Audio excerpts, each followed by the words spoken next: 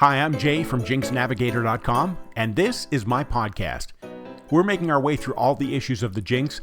It's a newsletter for magicians and mentalists. It lasted from 1934 to 1941, and a lot of what we do as mystery performers can be traced back to something from the Jinx.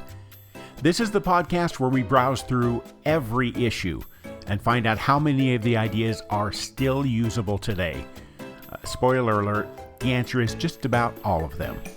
We're looking at issue number 16 today, which contains the Editorial by Theodore Annemann, a Visible Cigarette Vanisher by Lou Brent, Again a Prediction by Doc Mifflin, The Lucky Number Magic Square by Royal v. Heath, Burr, meaning very cold, by Otis Manning, and finally the Acme Thought Card Pass by Dr. Jacob Daly and Theodore Annemann.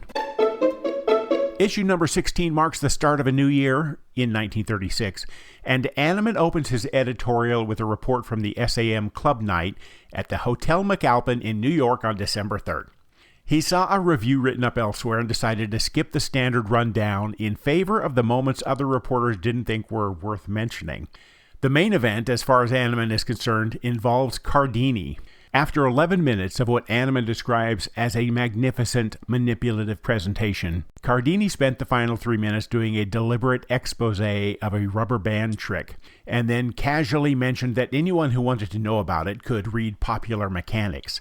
Annemann says the sarcastic byplay was badly out of place, and it ruined what had come before. There's a lot more about the brouhaha in the issue, and Annemann closes that section with the observation that grown men conducting themselves like chastised schoolboys, bell-ringing, feuding, walking out in front of outside guests makes magic look like a hobby for children. These same men, he says, wouldn't behave that way in their actual businesses. On a more positive note, Percy Abbott is launching a new monthly called The Tops, starting January 1st. Annemann is skeptical of its stated policy of publishing grievances while also accepting advertising, noting that the Jinx takes no ads and is therefore free to say what it pleases, but he wishes it well for the sake of good magic. So here we are in the future. We know that the Tops lasted for 21 years until 1957, and then it started up again in 1961 as the New Tops, and that lasted until 1994 for a 33-year run on top of the first. Back to the editorial, then there's the Burling Hull matter, which Annemann declares he is now closing permanently. He quotes a letter from a respected colleague who makes the case that Annemann was wrong to raise it at all, since nothing he could say would hurt Hull with people who know him, and that the coverage only gave him free advertising. Annemann's response is 2 words: I apologize. Whether that settles it is left to the reader.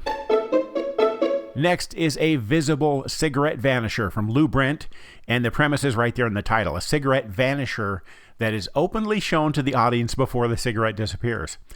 So the device is simply a short cigarette holder of the kind sold in tobacco shops and carried by actual smokers, in the 1930s anyway. Cigarettes placed into it in plain sight, the holder is shown around, and then it's gone, pulled away like magic. The holder was always visible, it just didn't register as apparatus because it looked like an ordinary accessory, which is kind of how magic props should look. Annemann adds a practical note in his editor's comment: a small piece of adhesive tape inside the holder, sticky side out, ensures the cigarette stays firmly seated and won't slip during the vanish. If you're a vape kind of person, I imagine there are a lot of ways this could be modified for use today. And an obvious presentational angle would be that some people start vaping to try and stop smoking, but then they need to figure out a way to make the vaping stop. Poof. Full details on the original at JinxNavigator.com. This next one is from Doc Mifflin. It's called Again a Prediction, and it's a book test built around a deck of cards.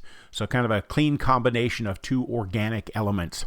A prediction's written on a slip, folded, and dropped into a cup. The deck is mixed and spread, and a helper freely chooses a card. They're handed a small book of poems or short fiction and asked to open to the page matching their card's number, then find the word at that same position. The slip is taken from the cup and read, and the prediction matches. So you've heard of multiple outs. This effect only requires 13 of them. Do you have a pocket index that you never knew what to do with? This is it. Get it out and give this effect a try. Find out all the details at JinxNavigator.com. Next, we have the lucky number square from Royal v. Heath. It's a mathematical effect built around somebody's birth date. The kind of thing you could do as an impromptu piece. Pen and paper is all you need, or even a dirty car window in the parking lot. The performer asks for a birth date, writes the numbers above a blank 3x3 grid, and then, with 2 choices made freely by the helper along the way, fills in all 9 squares. The completed grid turns out to be a magic square, which of course means every row, column, and diagonal adds up to the same total. The digits of that total are then reduced to a single number, which Heath presents as the helper's personal lucky number. The 2 choices the helper makes, which number to use first and whether to add or subtract it, feels completely free. Heath's construction is such that none of the combinations change the final result. The whole thing can be done on the back of a business card, handed to the helper, and paired with a brief reading from numerology. Full details are at jinxnavigator.com, and be sure to check out the comments in that article for a free crash course on numerology readings that will help make this effect even better, he says humbly. This next one is from Otis Manning, and Burr, meaning very cold, is a comedy piece for nightclub work, the kind of thing that gets written up by reviewers. The performer has just finished an effect using a borrowed handkerchief. Oh wait, that's 2 strikes already in the first 2 sentences. No nightclubs, nobody carries handkerchiefs. Anyway, we'll continue though. Borrowed handkerchief, he's about to return it. He pauses, announces one more trick, and starts searching his pockets for a nickel. Finding none, he borrows one from a helper. The coin goes under the handkerchief, magic words are spoken, and the handkerchief is whisked away. In place of the nickel is an ice cream cone, and it gets handed to the helper as an even trade. Even with my snarkiness earlier, I think this effect has promise. So the cone is a 1-cent candy cone with marshmallow topping, sold at candy counters everywhere in 1936. At 3 feet away, it passes for the real thing, and Annemann notes that even when the helper discovers it's candy rather than ice cream, the second laugh is just as good as the first. The nickel, meanwhile, finds its way back to the helper if the performer is feeling generous. Full details at jinxnavigator.com, and while you will not find a candy ice cream cone these days, not for a penny anyway, I'll bet there are a ton of things you could put into its place, so check out the handling.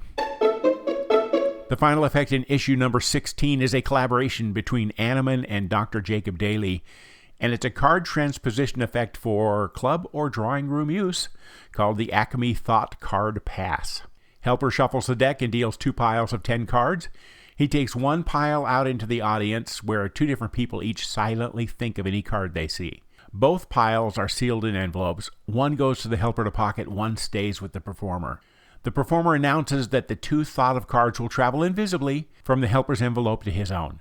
The helper opens his envelope and counts only 8 cards. Both of the people thinking of cards name their cards. The helper fans through his 8 and confirms they are gone. The performer's envelope is opened by someone else, 12 cards, and the 2 named cards are right there among them. Annemann is candid that he'd been trying to work out this effect with unprepared cards for a long time and couldn't crack it. Daly figured the core method almost immediately when the subject came up in conversation, and the preparation is minimal, happens in advance, and it's just built into a stack of ordinary envelopes. There's even a contingency built in for the rare cases where 2 people happen to think of the same card. You can find full details on this at jinxnavigator.com. That is it for this episode of the Jinx Navigator podcast. To see every article in every issue of the Jinx, go to jinxnavigator.com and sign up. How much? Free. Completely free. Use the contact form on that site to let me know what you think of the podcast, good or bad or indifferent.